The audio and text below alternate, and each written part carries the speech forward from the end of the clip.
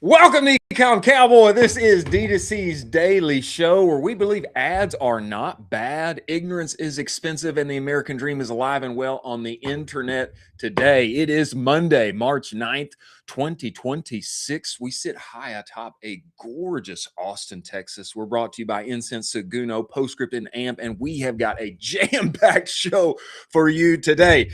Meta accounts are getting banned. And they're getting permanently banned if you give Claude access in the wrong way. Is this the big Manus crackdown? We are going to dive into it.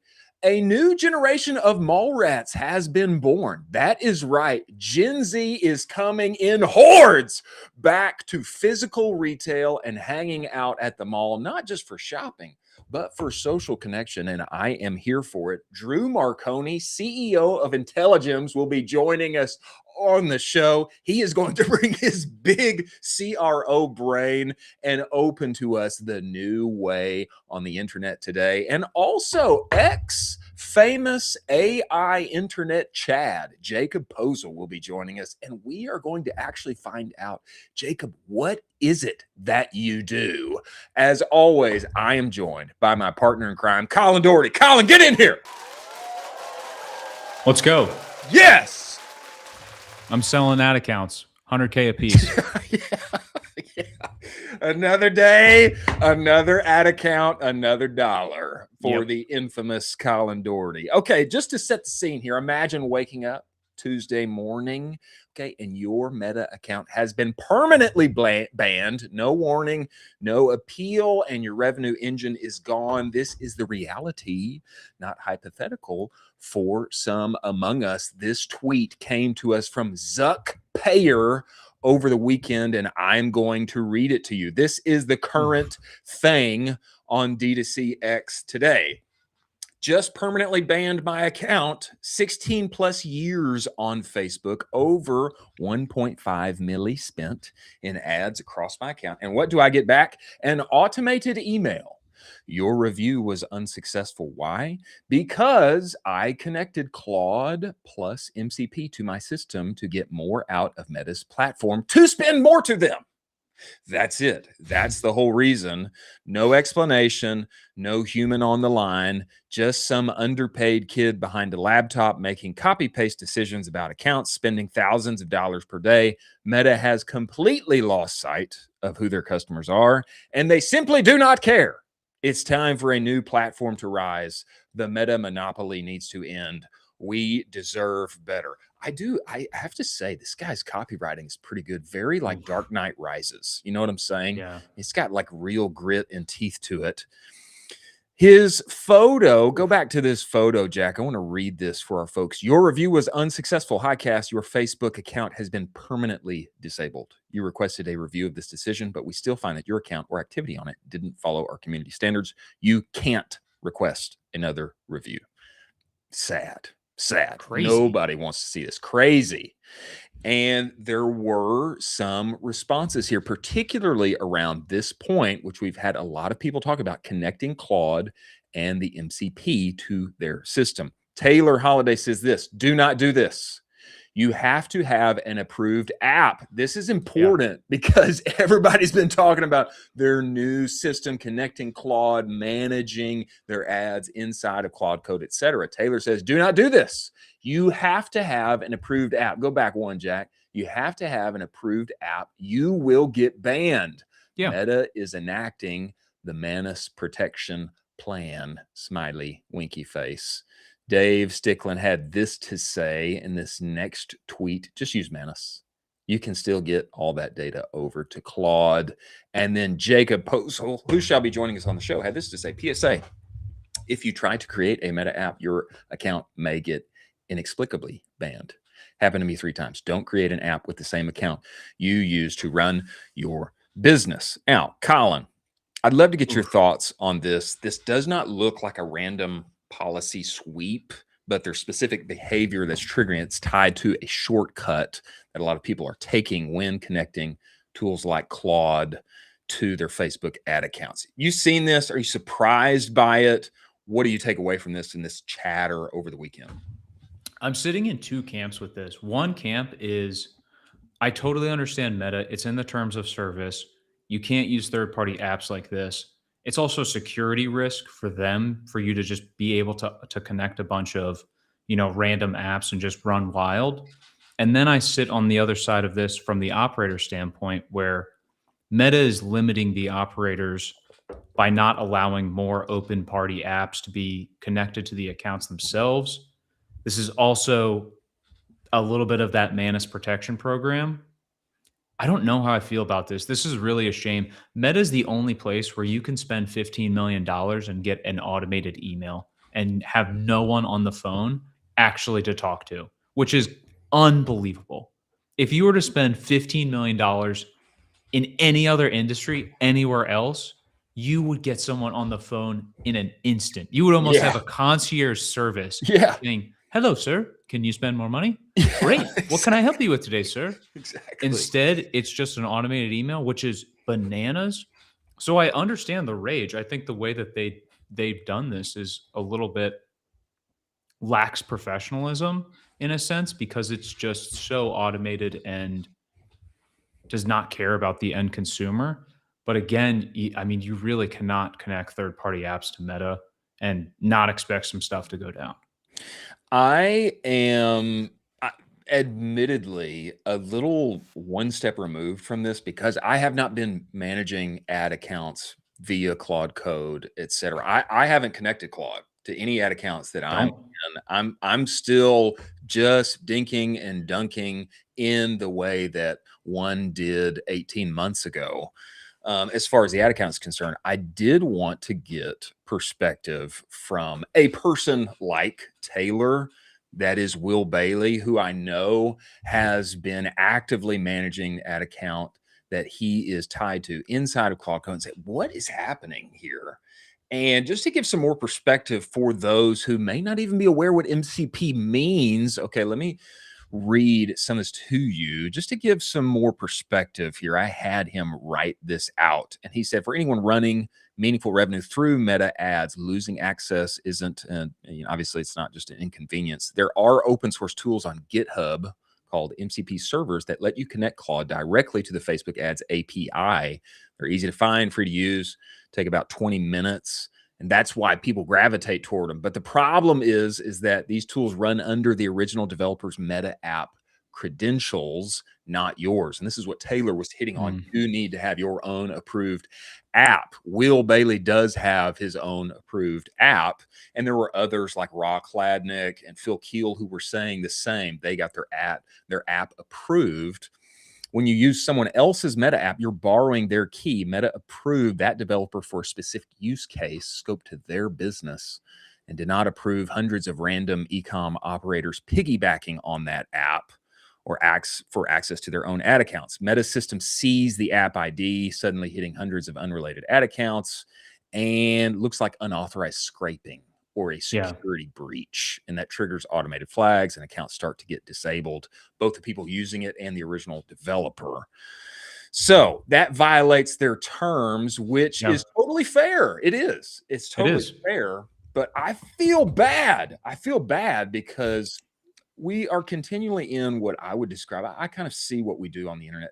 It's like the Wild West of our Yeah. day, in that there are scammers and outlaws out there, Sure. who are black hat making money on the internet for themselves. But I think the majority of people inside our space, and they're good operators who just want to live the American dream and Yeah. make a dollar on the internet. And they're finding ways to do that with Claude Code and OpenClaw and blah, blah, blah, all of these things that are coming at us all at once. And to have your ad account, your cherished ad account that you've been working in over a decade, just disabled, you're banned, you're gone, all at a whim, simply because you connected via the wrong processed way. Man, Yeah. it just feels, I feel bad. I feel Yeah. bad. And I think it's a warning that we need to all be very careful with how we deploy the onslaught of AI tools today, because if you trip a wire and don't access it in the way that Facebook or Meta or somebody else likes, then your business could be out of luck in a 24-hour window. And that's Yeah. really scary. Yeah. And Cody, who was on the show last week, mentioned this briefly in passing that he has one of these approved apps, and that's how he's able to connect Claude directly to it. And he said on the show, make sure you go through a approved app. Don't just connect everything.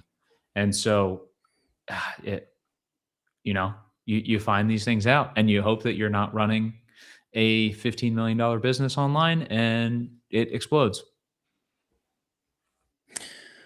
Yeah, that's a mess. That's a mess. And I would say too, Cody made a very interesting point.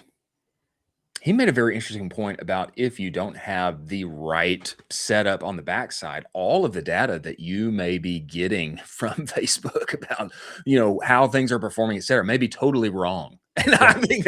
I think that's a very weary, troublesome road to travel as well. And so I don't know what to say other than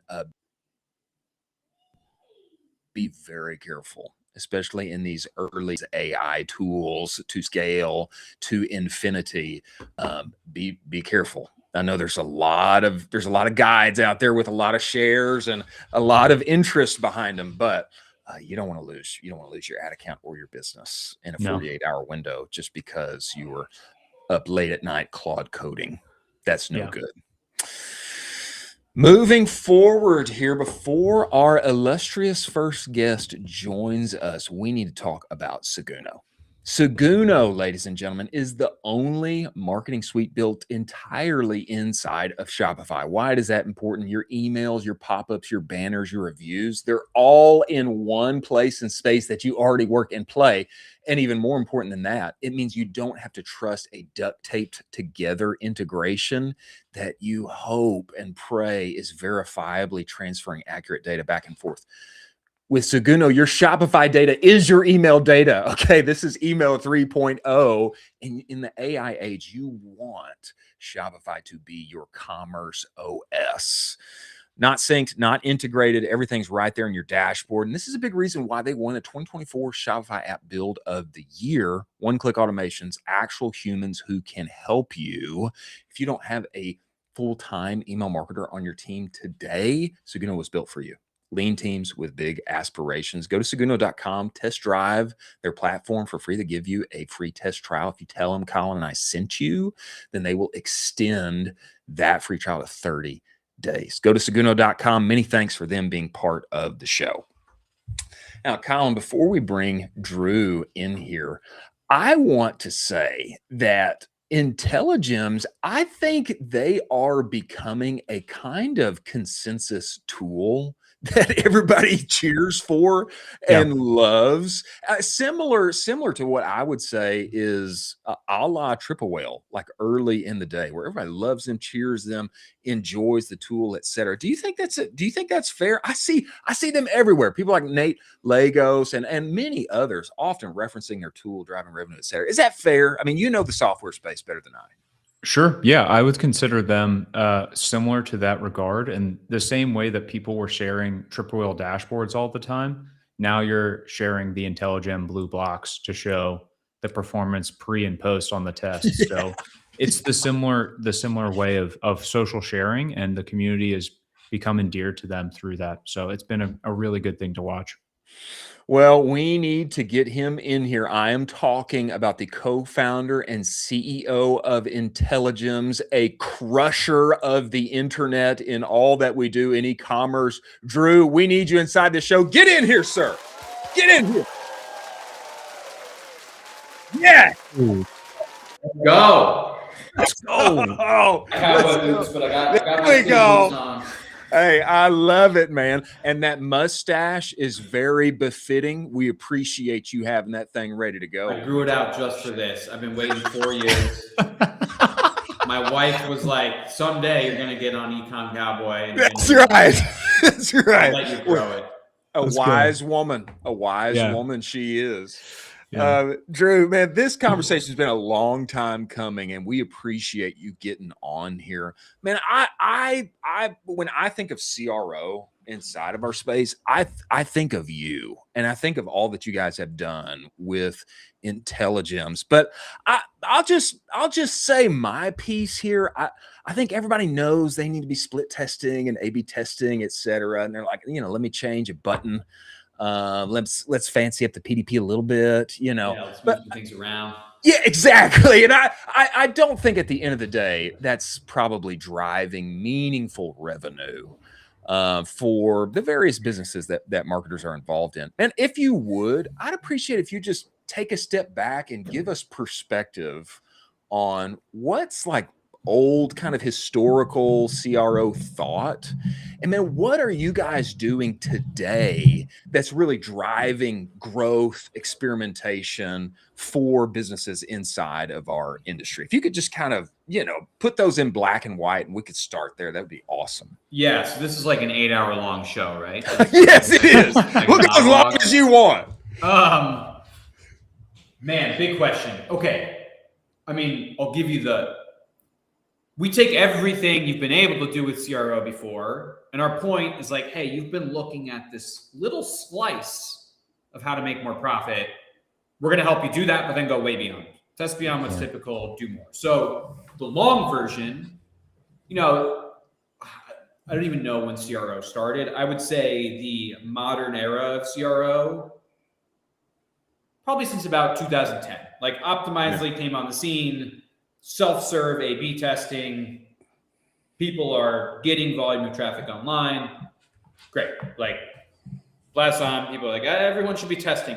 Whole bunch of challenges that we're still dealing with today of people not running things to stat-sig and all that fun stuff. But that really, I think brought experimentation to the mainstream. It wasn't just something that your data scientists are doing back in the closet somewhere.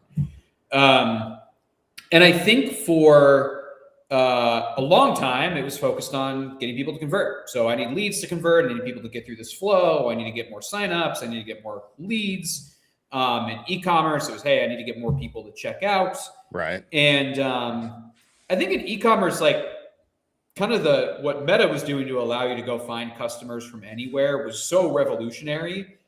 People weren't even doing CRO in a lot of e-commerce till the mid 2010s, because it was let me just focus on finding ways to dump more money into this magic money machine. Yeah. People will come out, traffic comes.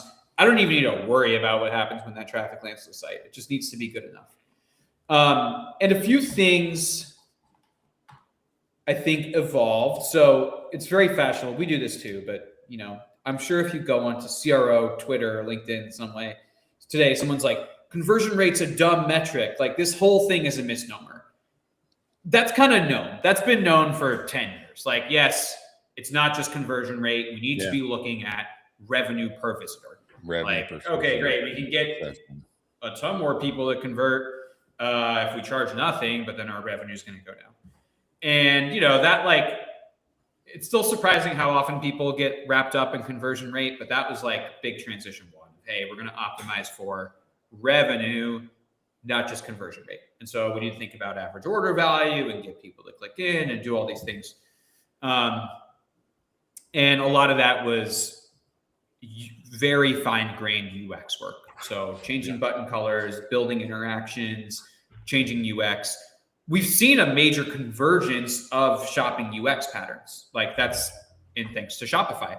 They've gotten everyone on similar structures. I mean, the fact Shopify checkout converts better now because customers know what to expect with Shopify checkout. That's a good point. And, there have been themes that have done really well and convert super well.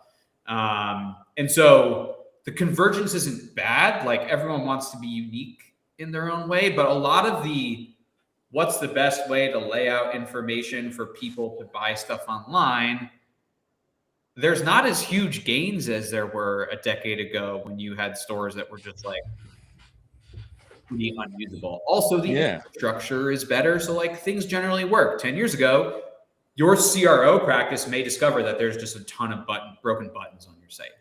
And that still happens. It still sucks. It harms you from capturing revenue, but that low hanging fruit is gone. So, there's still this think it's easy to say, oh, you're just changing button colors, you're moving things around. That's not that powerful. Like for a time that was, but like the alpha from that has gone down.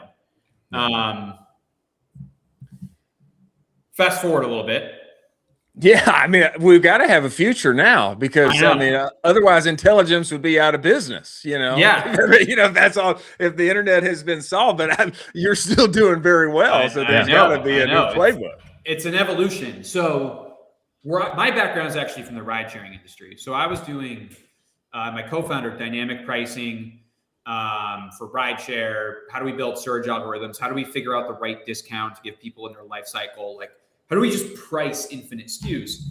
And the way that we've tweaked those algorithms was with testing. And where's price elasticity and what discounts should we give? Like, it was kind of this constant battle of where can we go take margin, increase price with the least impact on growth, and where can we go give back margin in the form of discounts or lower prices to get the most growth in return? That was kind of the picture. And we saw how core pricing and discounting was to that business. We'd make shifts, and the next day we see a huge difference in our profitability, our growth, our unit economics. And when we came into e-commerce in 2021, we're like, okay, so how's everyone price testing in Shopify? Like, how are y'all like figuring out what discounts to give? And they're like, exactly. We guessed this price. Yeah, that was my first pitch deck. There was like a photo of SpongeBob doing this. I talked to 100 brands, and this is how they set prices. That's totally the case. That's totally true. Yeah, and it worked, because acquisition was cheap. So and inflation was next to nothing. So it was like, I picked this price 5 years ago. It works well enough. Why would I ever change it? Yeah. And you guys have been in this space for a while. The last 5 years, it is just a never-ending parade of increases to your cost. That's right. Of course. Acquisition goes up. Okay, great. Yeah. Now we've got stimulus checks. It's all great again. Oh shit! But now, like, containers from China cost $25,000. Yeah. Costs are back up. Now there's inflation because of those stimulus checks. So customers are like uncertain, and now your labor is more expensive, and UPS and FedEx are just keeping the surcharges. So it has just been like an assault on the P&L while capital dries up for these businesses. So you have to stand on your own. You have to be profitable. You can't be like taking on VC or debt to drive future growth. And everyone just has to be much more operationally rigorous. And so the shift now, in our mind, is like profit-based optimization. So, okay, it's not conversion rate, it's revenue. That's kind of the like old cool thing to say. Yeah. Now it's not revenue, it's profit optimization. And so it may make sense to raise the price. Your conversion rate is going to drop. Your total revenue may drop, but your total profit may gain. Maybe lowering your prices, actually, you capture a ton more demand. Your unit margin goes down, but is that making up for your fixed costs? You're ending up with better profit. And so that's been kind of our take. We started strictly with price testing. Like, we asked people, what do they want? You want some fancy algorithm that like solves the price? Like, no, I just want to know if this jacket should be like $80, $90, or $100. Let me test it. But we start testing that, and I'll end here soon. People are like, well, now I changed the price. I got to go, like, what should happen to my shipping threshold? Can you guys help me with the shipping fees? And then we do that, and they're like, well, now my welcome offer, the 10% is now worth like $15. Yeah. That's too big a discount. Can we test the discounts? Yeah. And then like now, it's like, all right, to really impact profit, we got to go test the whole page. And so we'll still do the bulk button colors in the UX. Nate would sit here and argue like headline can be extremely powerful, and I'm not going to argue with him. But it is that entire tableau of the prices, the offers, the discounts, the shipping, the selling points, the imagery, the copy that need to work together to find this right mix of selling more, like doing more transactions, selling bigger transactions, or selling more profitable transactions. And so that's like, I think our contribution is, hey, there's a lot more to test than just on this page. And we've been super lucky with timing and like, well, what are you going to do if your profitability is under attack? Like, you got to go experiment your way through it. Yeah. Sorry, that was the world's probably the longest monologue in the history of e-commerce cowboy. Well, I'm glad that you gave it, Colin. I don't think that I knew that Drew had such a deep background in like dynamic pricing and ride sharing, like bringing that brain to what we do online, web pages, offers, headlines. I mean, all of that makes so much sense to me. Did you know that, Colin? I mean, I did not. It awesome. Makes total sense, and it makes sense for how you're thinking about it now, where it's basically not omni-channel, but omni website. So you're affecting the entirety of the website. It's not just, can we change the button from red to green and call it a day? And that's just that's your test. It's the entire website. You're affecting the entire customer journey, nuts to bolts. And we may still decide to test that. You know, this is my co-founder's like big swings only. And I'm like, you don't really know. If we knew what a big swing was in advance, like there's kind of no reason to test. Like maybe you're changing your branding and it does make sense to test green on the button. And like, that's part of your bigger strategy. We'll do that, but we're no longer constrained to just these like user experience questions, which are less interesting than they were a decade ago. Yeah.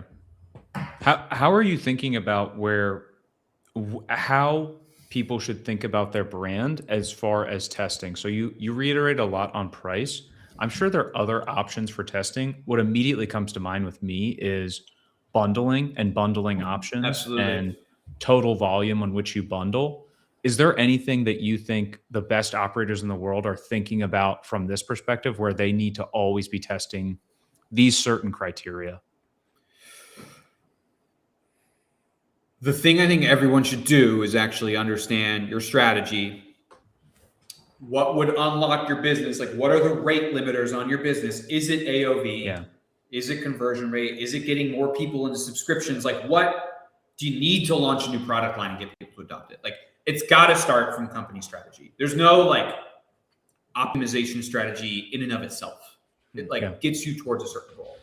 Now, that said, driving AOV is a extremely relevant one that is almost always going to be important for an e-commerce brand. Like, you know, I was reading today in the Wall Street Journal, they had a super interesting article about shipping and shipping costs and how consumer preferences are changing. You have like the FedEx CEO talking about like, I don't want to ship t-shirts anymore.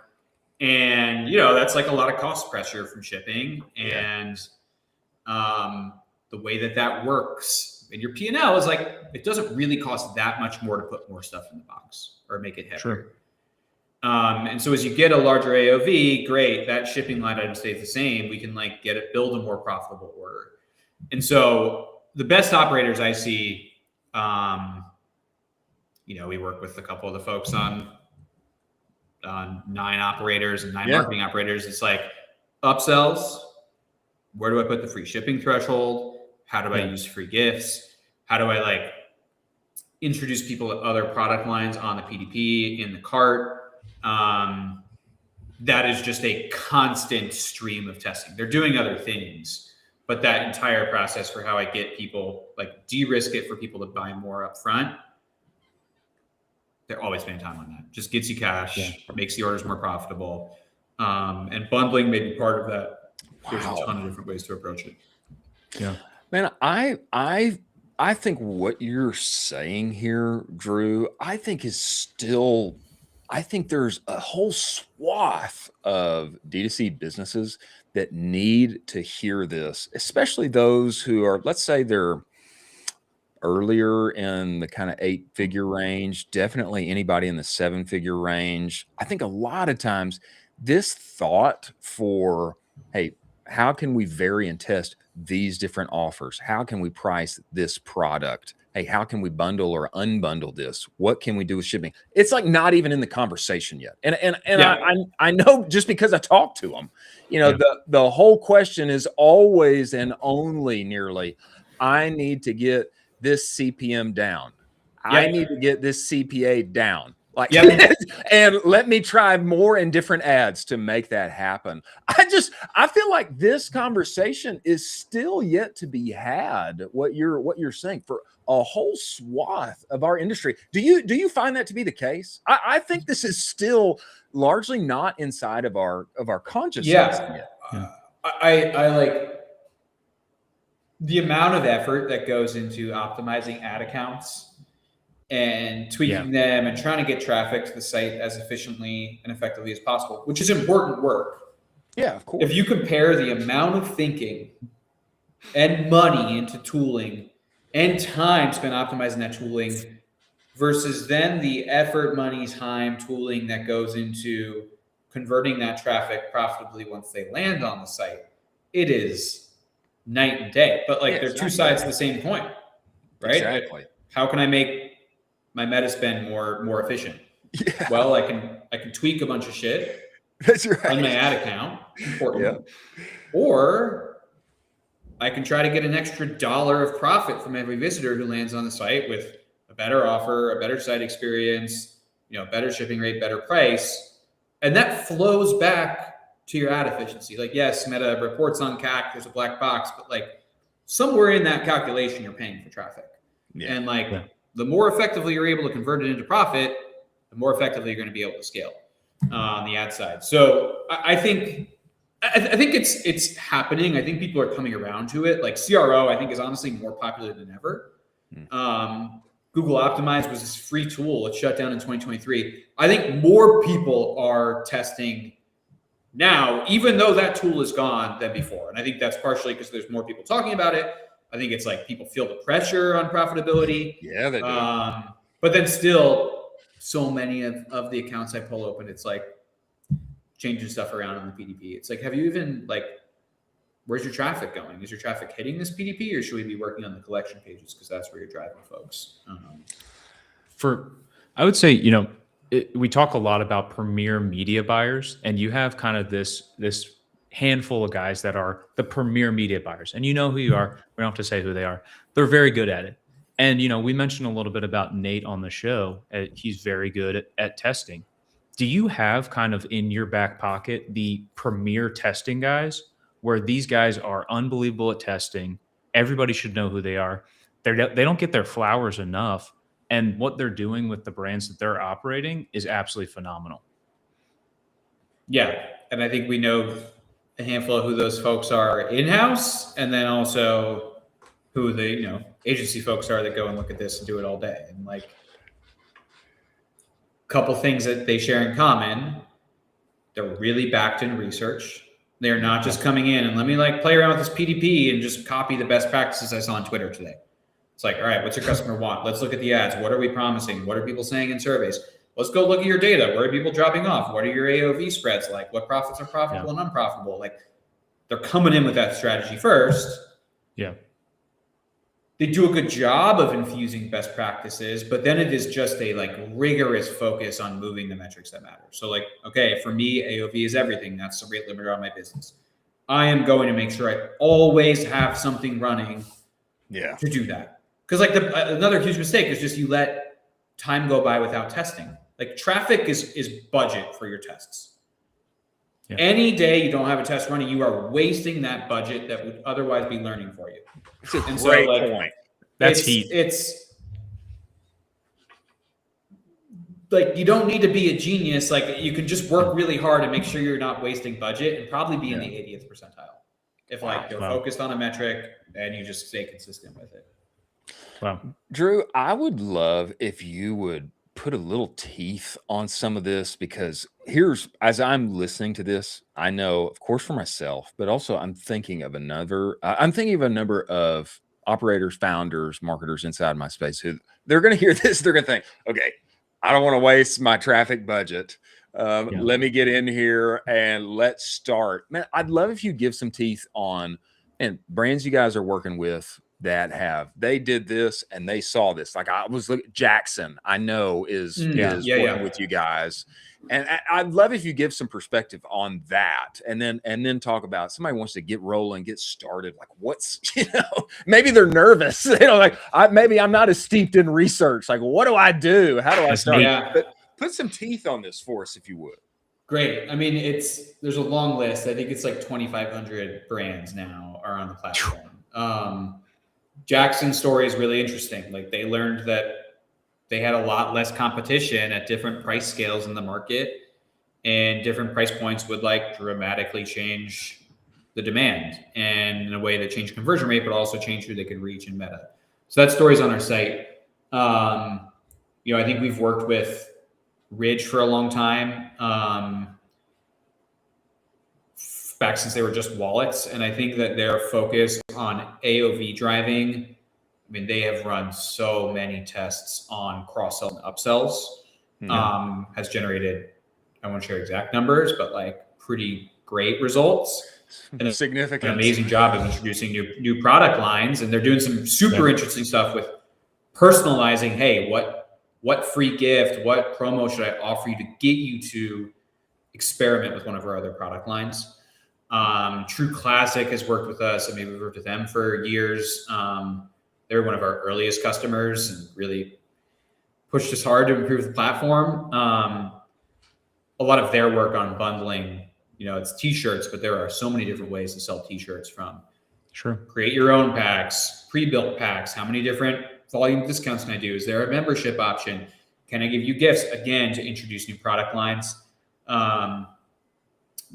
We've worked with Jones Road on a lot of things. Kind of free gifting has been a big strategy for them because you have minis and sampling, but then with accessories like that, a quiz is deeply involved. Or like Dave Rekuch, one of the smartest customers we have, like also in skincare. Both those guys has been, what can I gather in a quiz, and then where do I drive people, and how do I understand both like what gets people to convert, what's the AOV. Cody with Jones Road has done some international strategy as well, because talk shipping costs in the US, like, all right, getting it abroad is a very different game. And so how should we approach that? And so we found some gains there. Those are just the ones on our website, because I know they're down with me sharing them, but there's kind of like people getting wins every day. It seems like there's just so many more levels to what one can do and what one should be testing on this front. And it's just there's so much more to this that I'm taking away from this conversation. Let's just say, in terms of getting started, I'll go back to your thing. There's a handful of ways you can do it, right? You can talk to us. We'll give advice. Can put you in touch with agencies we work with who are great. You could even DIY it. Go give your phone with your website to someone not familiar. Give it to your mom. Yeah. Give it to your friend. Be like, what's not clear here? What do you think we do? What do you think we sell? Because your website's a sales mechanism, right? It's just like, it's a concrete salesperson. See what questions come up. See where there's confusion. You want to get fancy, add a survey, use something like no commerce at the end. But you're gonna you do that with 5 people, you're gonna notice a couple trends. Like, oh, this question's coming up a lot. How can I get in front of that? How can I pre-answer that? And from there, it's like, all right, what page does this come up on? Is there traffic there? What do I want to try? Featuring a review? Do I just want to change the language? And then you can have that test launched, and launching the test takes 30 seconds. You just build a different template and you spin it up in Intelligems. But I also don't think it's this hugely gate-kept knowledge about what to test. The other thing people can do, I think, is download heat map or clarity and just get some insights about where there are drop-offs. Throw it all into Claude, see what ideas that comes up with. It's pretty good from our testing. Wow. We're bullish on, an agent is going to be able to get you going pretty quickly, probably this year. Sure. But just try something. There's nothing like that feeling of launching a test and then seeing the data come in. Wow. The rush. It's an absolute rush. It is. It's a little bit of oh, fuck, I hope I didn't mess anything up. We're allowed to curse here. Yeah, we are. There is a bit of a gut wrench the first hour. You're like, oh man, I hope this works right. Or data does flow in within 5 seconds, so you'll know pretty quickly. Sure. But then it's make a bet with your friend. Put your money where your mouth is. That's exciting. I confessedly, I I need to do more on this front. And also, I would like there to be some AI agent that's just saying, "Hey, Yeah. Chris, you should Yeah. be doing this. Why are you not doing that?" Just Yeah. to check for blind spots. I mean, but Yeah. it sounds like that's coming forth. Like that could be in actuality in 2026. Is that fair? Yes. I mean, if anyone wants to talk about what that looks like, we're working on some things. Reach out because we're looking for beta customers and beta conversations. Sauce. I think there's a lot. Look, there's a lot of like AI audits out there. I've gone through them all. It's all kind of following a script. It just gives you the same stale recommendations. So we're working on something that like I think is going to be pretty sick. It actually uses your data, pulls in best practices, but like looks at the ad library, looks at the selling points, looks at where people are falling off, and brings some pretty strong perspectives to the table. Yeah. So yeah, would love to chat with anyone who's interested in that. I think it is coming, and definitely like a tool we're gonna make available to our agencies to help them. They're kind of first users, like let them scale themselves. Sure. And yeah, I mean, we got a bunch of cool shit cooking with AI. I mean, for our power users, there's like a whole bunch of AI APIs being made available, like an MCP server that people are doing wild stuff with to make their testing more efficient.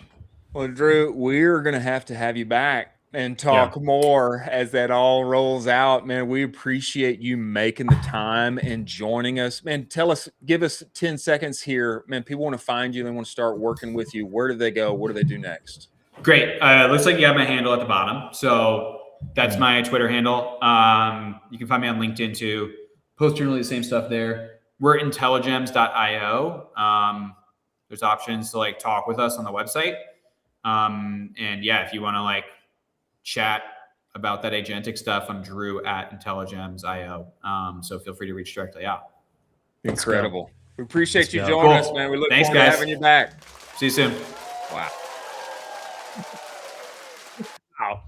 A goated conversation on CRO. Who knew? I mean, there's so many levels to this game. It's very fascinating. Agentic testing coming soon. Agentic testing. Crazy.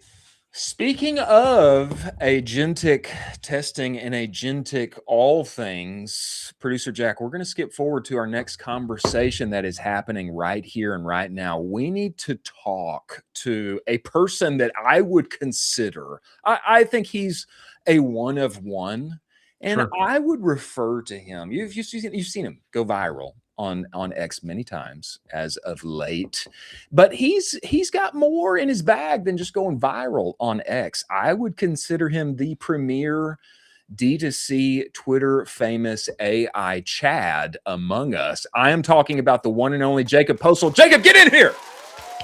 Get in here. Let's go. What's up? What an intro. Yeah, man, that was for you. I mean, it's not often that an Aussie king joins us, and so we had to give you a proper intro in getting you on here.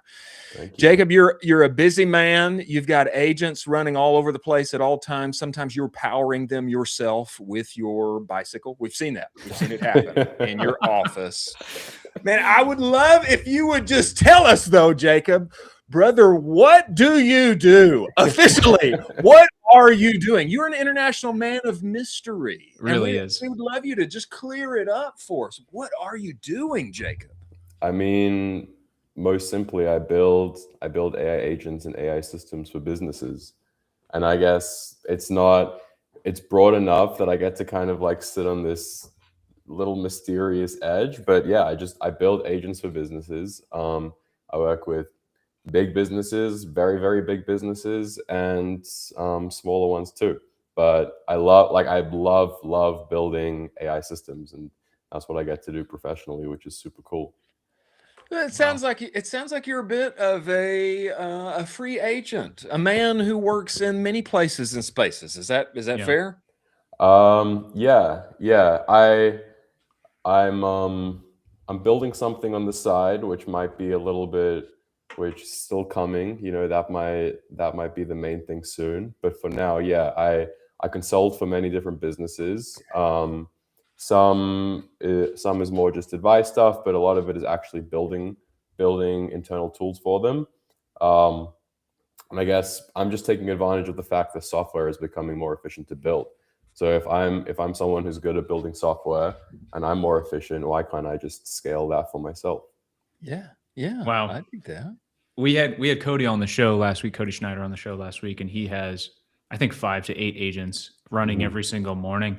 How many are you running? Because I imagine it's 20 to 25, and you just wake up and there's a symphony and you have 15 screens in front of you. You're on your bike and you just click go and they all start to populate and they say, Jacob, we have everything for you. No, I don't know. I feel like anything above 4 or 5 agents is a little bit performative at this stage. I don't think people need too many more than that. I'll have to like make it really specific. If I'm working on multiple projects, then I will probably have an agent running simultaneously in each project.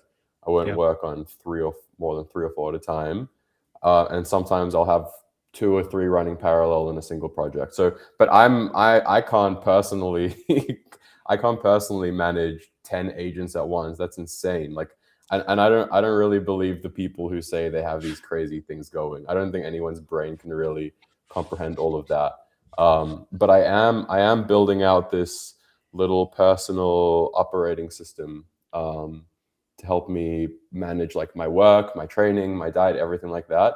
And that might be where I start to see a little bit more scale, where the stakes aren't as high. Jacob OS. Yeah, Jarvis OS. Yep.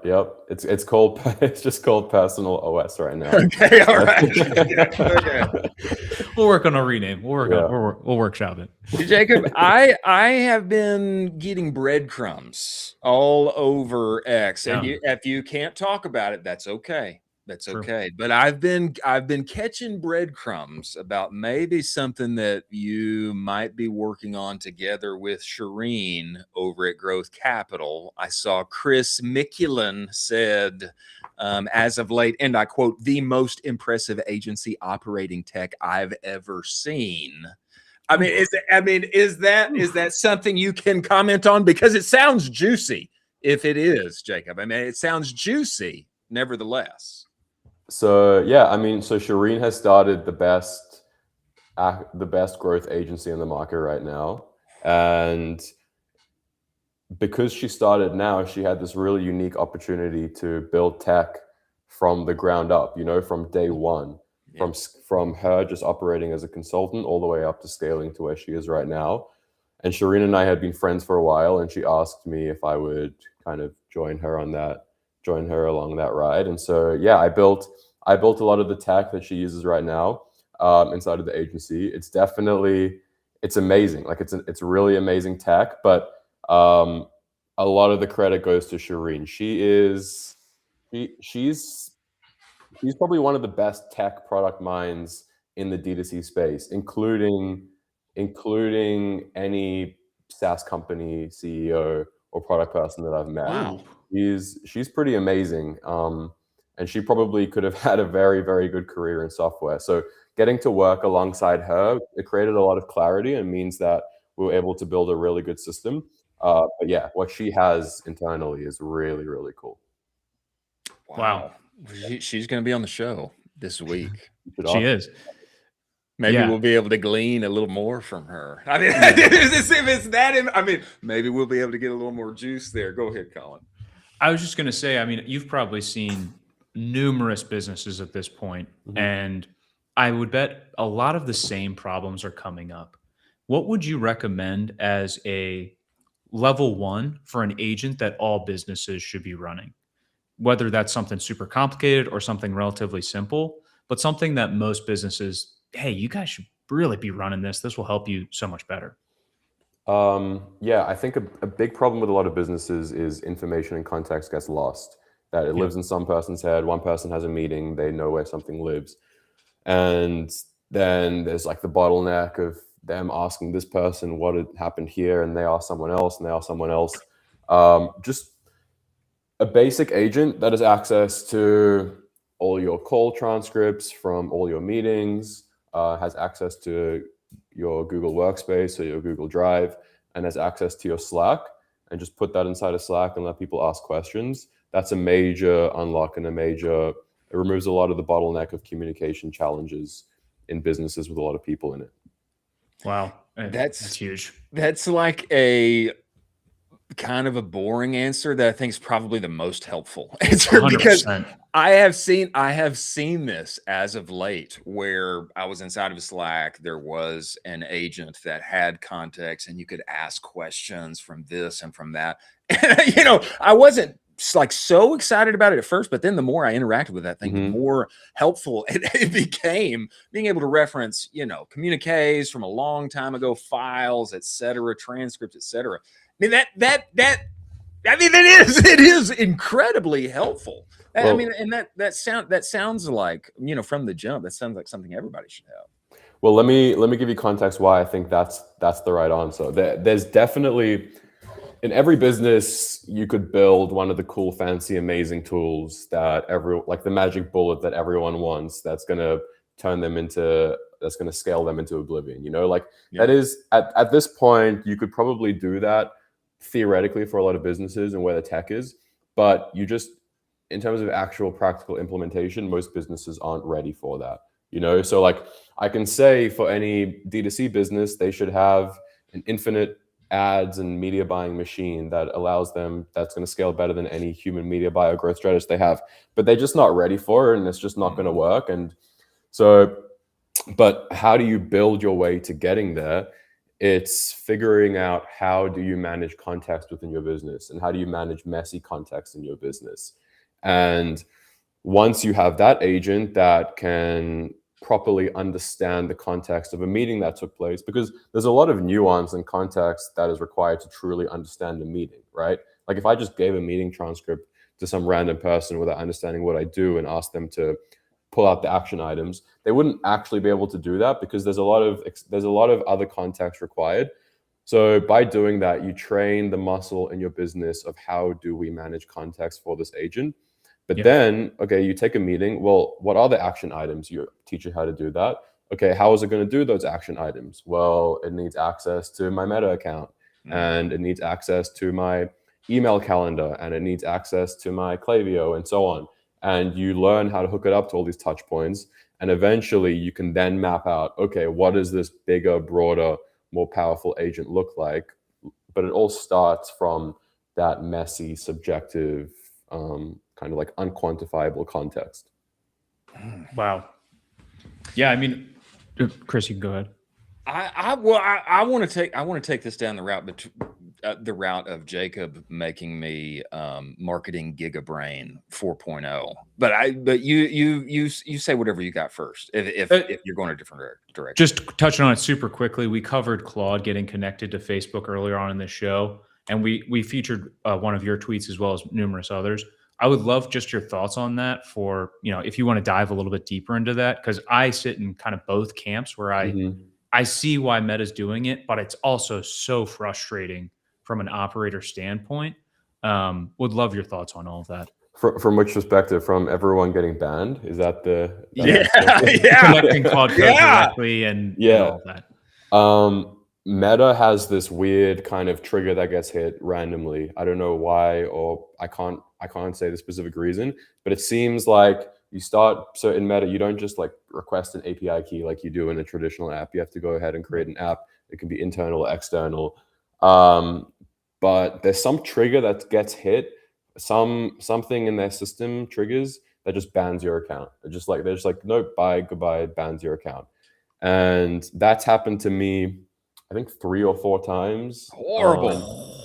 One of them, I think, was because I was like visiting my family in Australia. So it was like a weird geo thing that came out. Another one I submitted for review, and it was like, they were like, no, you've been rejected. And by the way, your account is banned.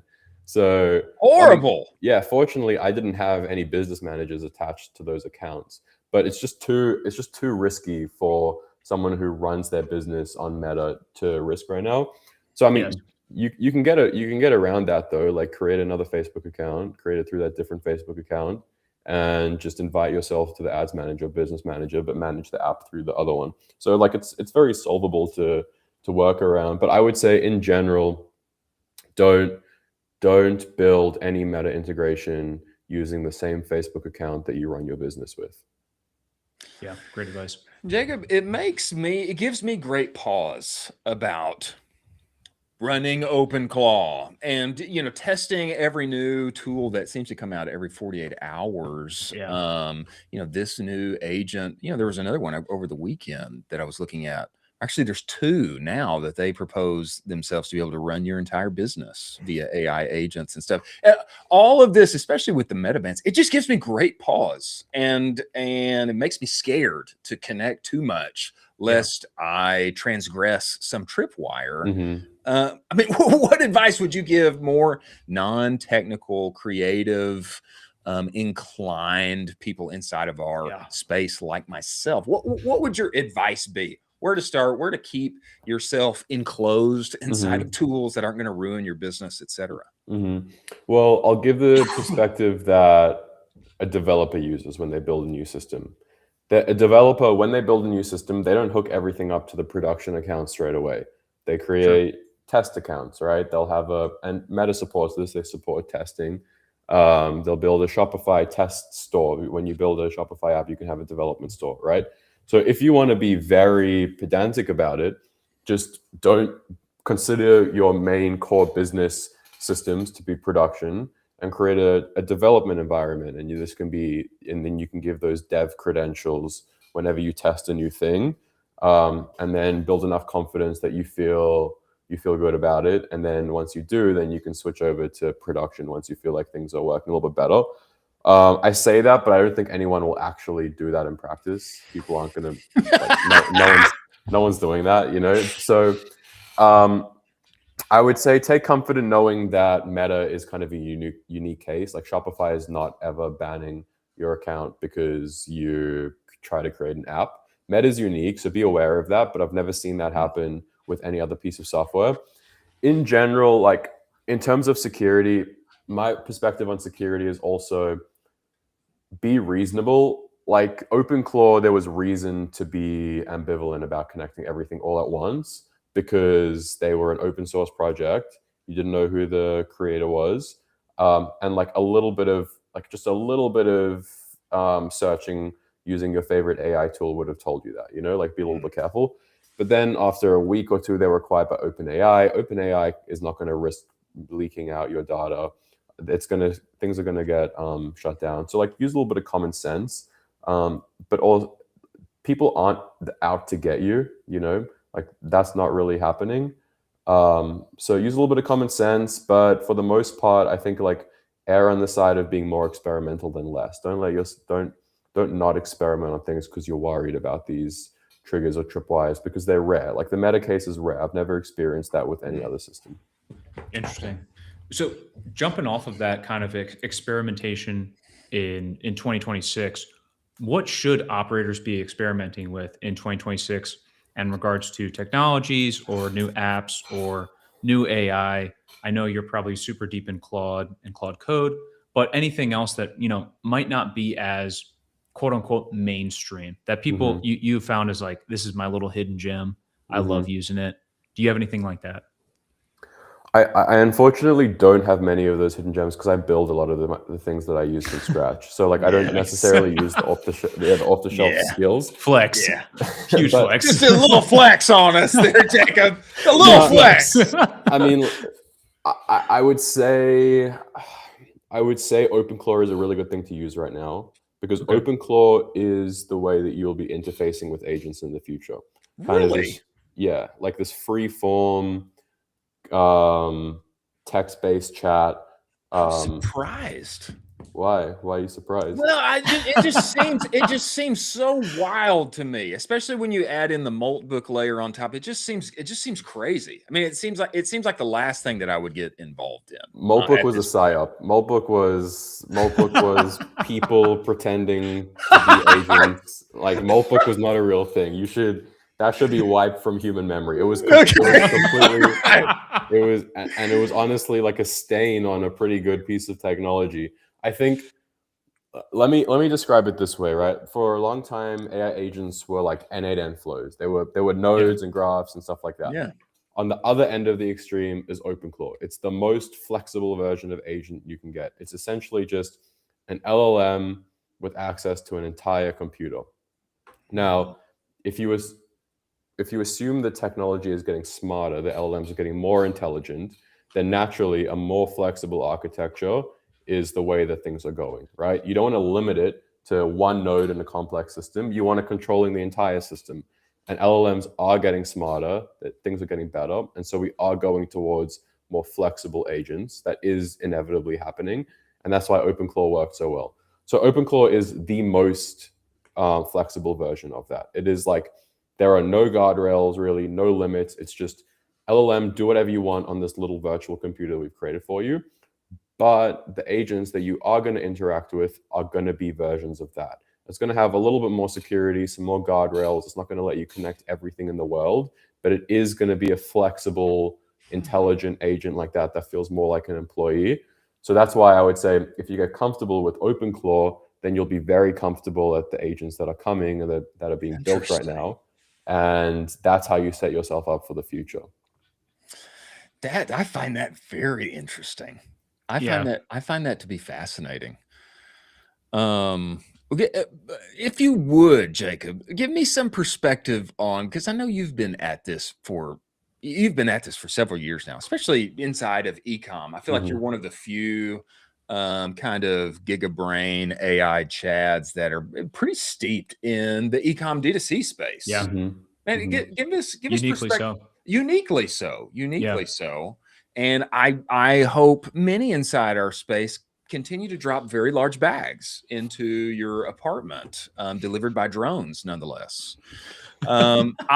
That being said, give us perspective on how fast and how far things have developed in 48 months or however long it's been since you've been inside of this. I think things are pretty different than when you first started, right? Massively. So I to give some perspective, while I was studying for my master's, I did an internship at 3PL tech, like a logistics tech company called Airhouse. I don't know if you guys remember Airhouse at all. No. Airhouse was a logistics tech company.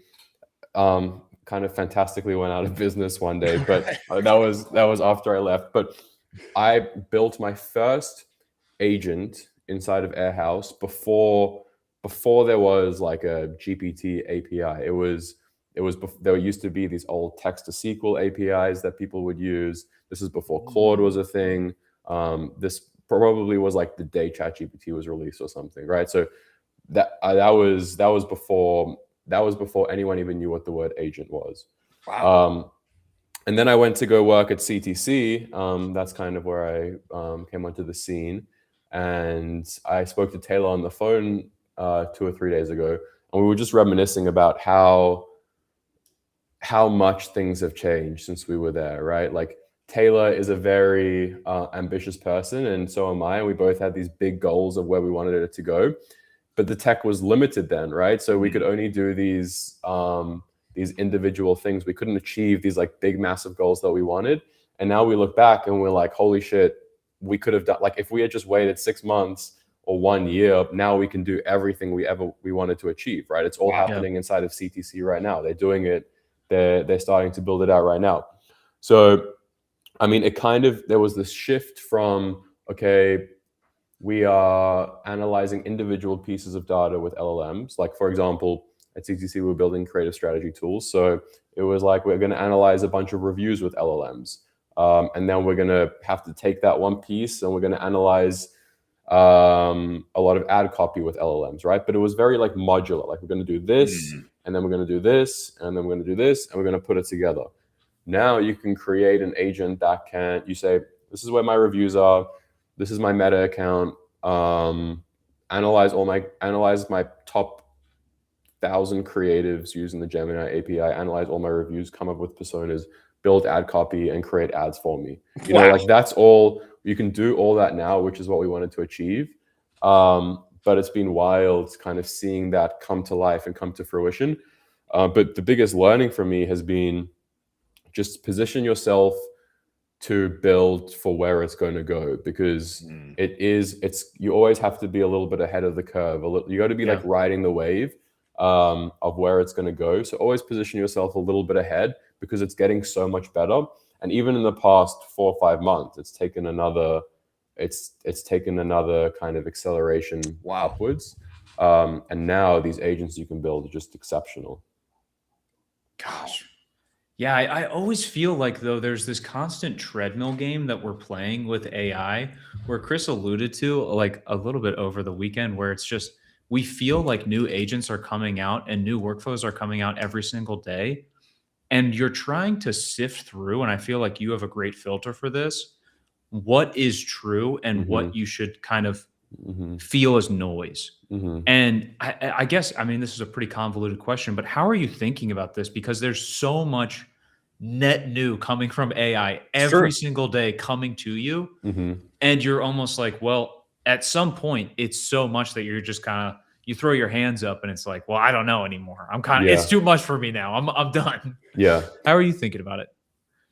A reasonable mental framework is, unless a lab releases a new LLM, it's unlikely that a new tool comes out and now the AI's got this new skill, like this level up in intelligence and skill that it didn't have before, right? So like if LLMs could never build pixel perfect landing pages, and then someone comes out with a tool and they're like, our LLMs are building pixel perfect landing pages, it's like probably unlikely that that's actually happening, right? Yeah, got it. But if it's tying together, and that's like a behavior which wasn't possible before, and unless a big lab has recently released a new LLM, it's unlikely that this startup has discovered this brand new behavior. But if it's tying together workflows that haven't been tied together to complete work, then it is possible that is worth experimenting with and checking out, right? So like, if like a D2C example is, it is possible to forecast your inventory with an LLM. Like, I know that's true, and it's possible to probably create the purchase orders, submit them. It's probably possible to run most of your back end with a D2C store with AI, right? Because it's very good at data analysis. We know it's very good at data analysis, and it's been very good at data analysis for a long time. But no one has really tied that together into a clean product yet, right? But if some ERP company tomorrow came out and said, we will run your inventory, we'll manage your inventory using AI, and we have built this product that does that, that's probably true, because it didn't have to develop some emergent skill that no one was able to do before to make that happen. They just needed to do the plumbing to put the pieces together. But the core, like, intelligent part, which is, can it analyze a lot of data intelligently, is true, and it's done that. So that means that it's probably realistic. Got it. That's a great framework to think about this stuff. I did not connect those two before. Thank you. Jacob, I want to know, what is the singularity? Are we in it? And I want to know, like, hey, are we all going to end up like medieval farmers living off of UBI, or are we going to be, lost amidst affluence? Like, what do you think's coming, bro? Dude, I don't know. I feel like I'm living through the Renaissance right now, though. I'm a bullish person. I'm an optimistic person. I think I can't see how a world where we have more intelligence and more ambition leads to worse outcomes for humanity. Like, I can't forecast that reality. To me, technology and innovation has always led to more and better, and I just don't see how this one leads to less, right? I mean, in the short term, can there be pain? Yes, I definitely think so. I definitely think that there will be a wake-up call for a lot of people. I think there's been a bit of stagnation economically and technologically for a long time, and I think that's led people to be quite comfortable. And I think there needs to be a level up of the impact people have inside of businesses, but the opportunity to level up is so much greater, right? Like, the opportunity that people have right now to do more and to deliver more is greater than ever before. So I see us getting, I see businesses growing. I see people having more impact. I see greater efficiency.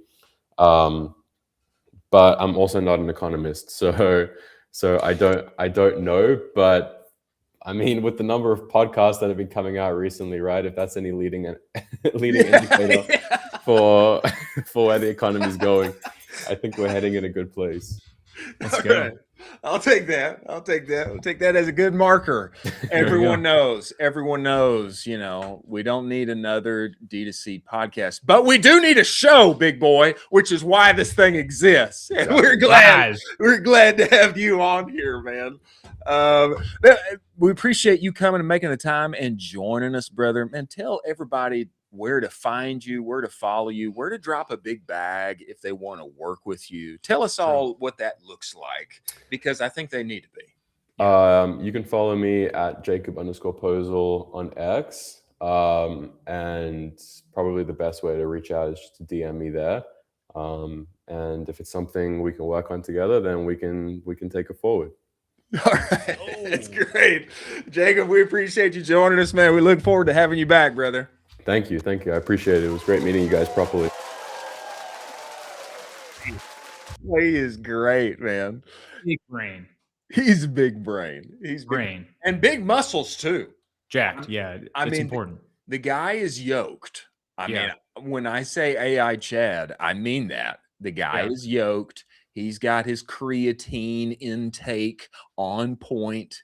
And I mean, he's in the gym and he's getting after it, exercising the brain and the rest of the body. I think he's a must follow inside of our space. Agree or disagree? Absolutely agree. It always feels like, I don't know if you experience this, Chris, it feels like he's 4 or 5 steps in front of all the rest of the operators. Oh yeah. It always feels like I'm not catching up to Jacob at all. And he's I feel like he's on this marathon sprint and I'm trying to be Usain Bolt behind him, but I just don't have the stamina to keep up with him right now. Yeah. Yeah. That's why I feel, myself, I've got to stay in the vein. I've got to become, the Superman marketer equipped with the army of agents to bring to the table for any and all opportunities. But I feel like I got to make some anti-AI bets too. I think Jacob can just go all in on being 4 or 5 steps ahead and building for the future, like he said. But that was wise. That was wise words there. Build for what's coming. And I think we need to take that and apply it to our space. Both for the employee side, for the founder, for the operator side, genuinely thinking into the future, what's happening now, what will come, and how can I get ahead of that? And I think the article that Taylor put out that we were going to have him talk about Friday before his technical difficulties about 10% OPEX and building for that current and for the future, things like that. It just is the case. And so that's why being ignorant is expensive. That's why being out of the loop is expensive, because if you're not looking ahead and building for what's coming around the corner, then it'll catch you by surprise and catch you unawares for what is taking place. Boy, big brain on that guy, Jacob. Huge. Great guest. Great biceps, all of the things.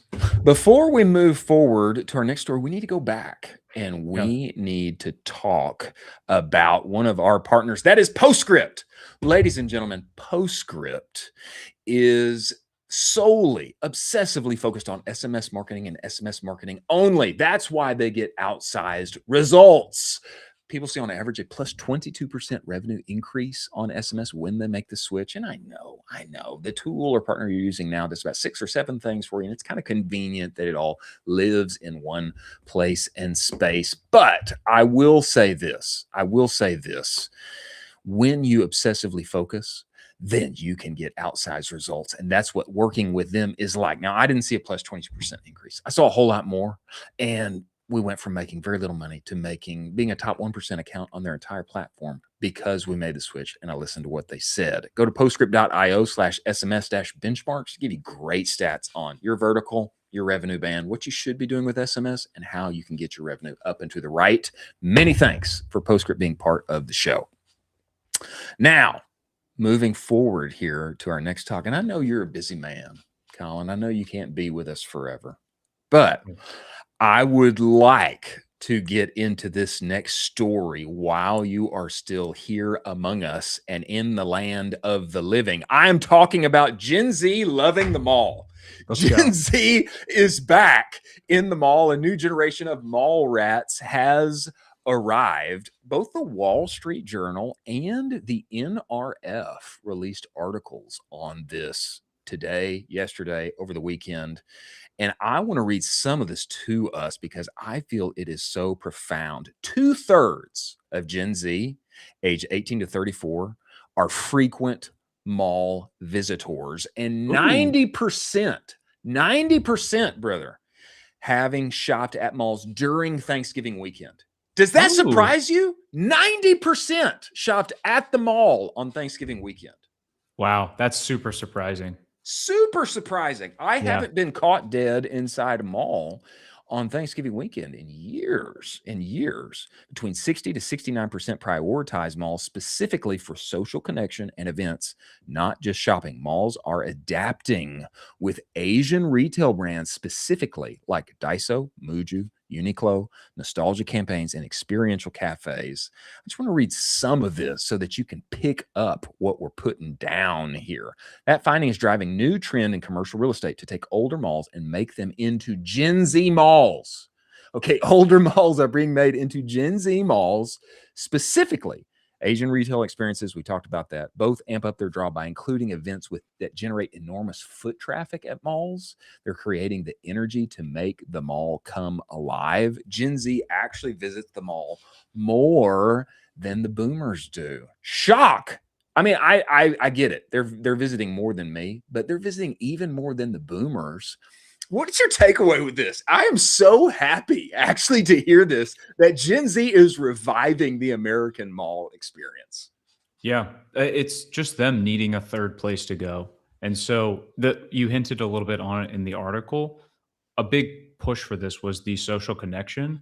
Gen Z is pretty lonely and they want to find stuff out of their phones. And so they've been raised in this, phone heavy environment. They're looking for in real life activations. They're looking for these really great activations from brands specifically, like you just mentioned, but it's more so the social connection.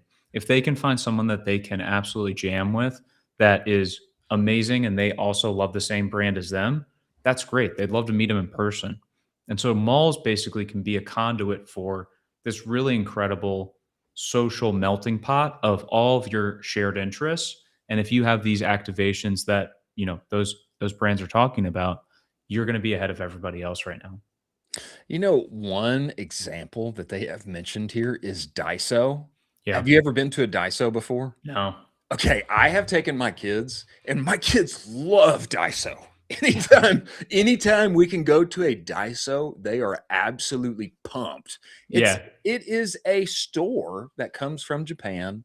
They've got a plethora of all of the kind of stationery and the pins and unique toys and unique snacks. And it's like, what can you buy in there is not the question. It's like, what can you not buy? Yeah. And they've got the catchy like pop that's going on, that's like running. And it's like exciting to be in there. I don't know exactly why, but you can tell that they are taking Gen Z and Gen Alpha very seriously. Yeah. And it's obviously paying off. I think perhaps there is chance for a revival of sorts for retail and even among D2C darlings. Perhaps there's an opportunity to step into retail in a more meaningful way, and not just for the most excelling among us, but even for others that are still on the up and coming and the rise. Why not create a retail space if one can? Why not? Because it's what Gen Z is looking for, and perhaps Gen Alpha as well. I think this is really exciting as a development inside of our space. Yeah. If you can repurpose the stagnant consumer experience that is the mall and make it actually fun and exciting. Great example of this also is the Lego store in the mall. I don't know if you've ever been in there. Yeah. It's amazing. They just let you play with a bunch of Legos and it's kind of just all opened out and you can just mess around with Legos. And then they have some crazy awesome Legos sets on the walls that are $80, $100, $150 that people are just, they love. And Lego's done a great job at this for activating it. Well, Colin, we have a few more stories to cover, but we will bid you adieu. And we appreciate your coming on and making the show. And we will just find a way to move forward from here. But we appreciate you coming on, and thank you. We'll see you tomorrow. Will you come back tomorrow? Okay. We'll see you. We'll see you again tomorrow. Jack, as we move forward here, let's talk about our partners at AMP. We got to talk about AMP. You know, if you don't know, ladies and gentlemen, how to explain how your business is doing in a single dashboard, okay? If you can't answer, how's my business doing in a sentence, a half sentence? What is my CAC? What's my LTV? Are we trending toward forecast or not? Are we up, down, left, right? If you can't answer that concisely, I don't know if you know how your business is doing. That's why I love AMP, and that's why their favorite tool of mine, Lifetimely, is goated inside of our space. Knowing your key metrics, knowing your numbers hard down packed, and being able to answer all of the questions that it takes to scale with confidence in 2026 are all available to you on their platform. You get Lifetime, you get all their other tools gratis for free. And I would say what AMP is doing with their AI is truly unique. They are going to be prompting you, and not just you prompting it. We're going to have CEO Patrick Barnes on again very soon to talk about this development. It is the way to save yourself headaches and scale with confidence in 2026 and put profit back into your pocket. Many thanks for AMP being part of the show. Now, we have got to talk about what is happening with sleep. That is right. You may not have known it, but post-luxury status update from Eugene Healy, one of my favorite writers inside of our space. What is the final capstone status symbol in 2026? It is quality sleep. And I'm sure you did not expect that, but when people zig, you got to zag, and hustle culture was in for a while. Now, what's a luxury status symbol? Being able to sleep comfortably for 8 hours and being in no rush at all. I want to read some of this article to you because I think it is crucial for those of us inside of e-commerce who are attempting to sell into the top 10% of our economy. People who actually have disposable income to spend on you. What do they value? They value a good night's rest. And this information is going to be applicable across many other spaces. I'm going to read some of this article on sleep to you. The ability to get consistently 8 hours of great sleep has become a status symbol. Yes, really. What makes this one even more tiresome than the rest is that it's not just something being performed, it's being gamified. We've quantified the last refuge from productivity. The last refuge from productivity, literal unconsciousness, is now another metric to optimize the great inversion. For decades, sleeping little was the status symbol, the inevitable consequence of a society in which being busy equates to being desired. And for some, it still is. And he references many famous people here who slept for 2, 4, 5 hours per night. What changed? Well, arguably, we've collectively burned out. The grind economy promised that if we just optimize harder through 5 a.m. wake-ups, biohacking, and side hustles, we'd achieve prosperity our parents stumbled into. Instead, we're more exhausted than ever. In that context, demonstrating you're not exhausted becomes the ultimate flex. Aha, demonstrating you're not exhausted. This is applicable for everybody, social feeds, for your content, etc. You want your product to be a help for consumers and customers to be portrayed as very well rested, because that's a flex. Okay, the sleep hierarchy. Did you know there's a sleep hierarchy? Number 1 is sleep poverty, working multiple jobs, noisy housing, no control over your schedule, caregiving responsibilities that fragment sleep, economic precarity that makes rest impossible. This is the majority. That's level 1. We don't want to be there, right?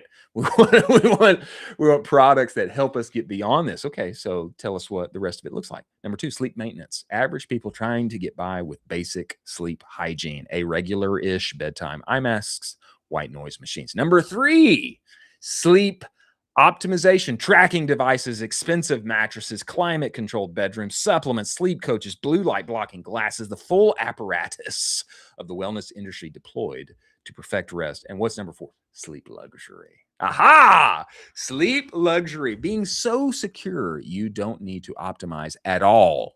Sleeping without tracking, waking without alarms, never checking your sleep score because your life is structured in a way that rest happens naturally. I think this is interesting because in our culture where we have hit this so hard, optimize, optimize, optimize, optimize, the zag of that, the other side of that is having a life that represents and needs no optimization. I go to sleep when I want, I wake up when I want.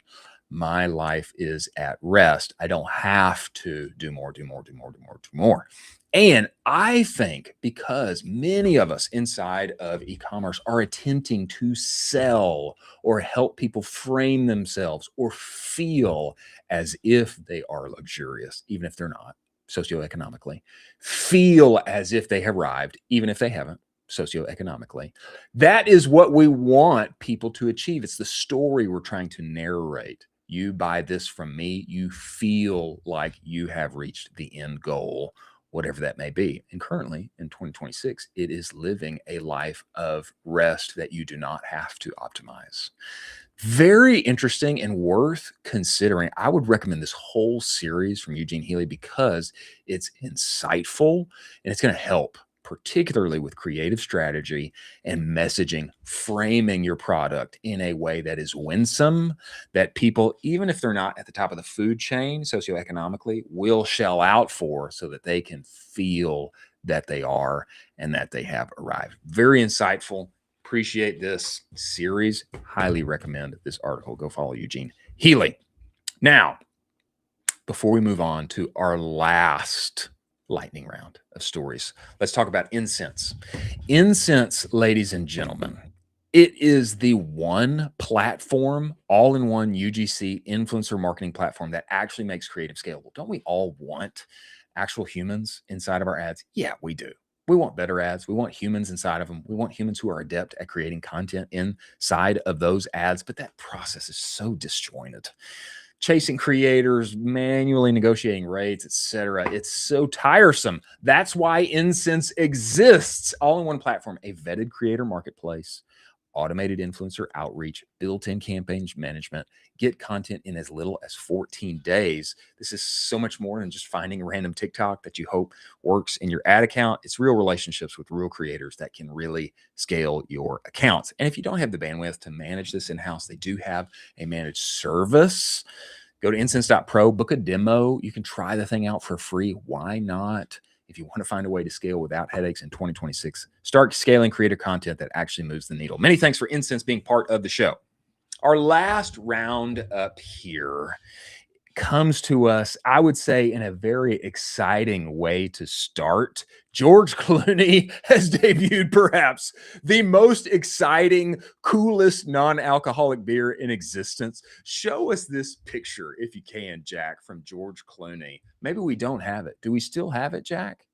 It looks like it's gone from us. I will tell you about it and what has happened here. We don't have it. We did. It's gone now. But I will tell you about it.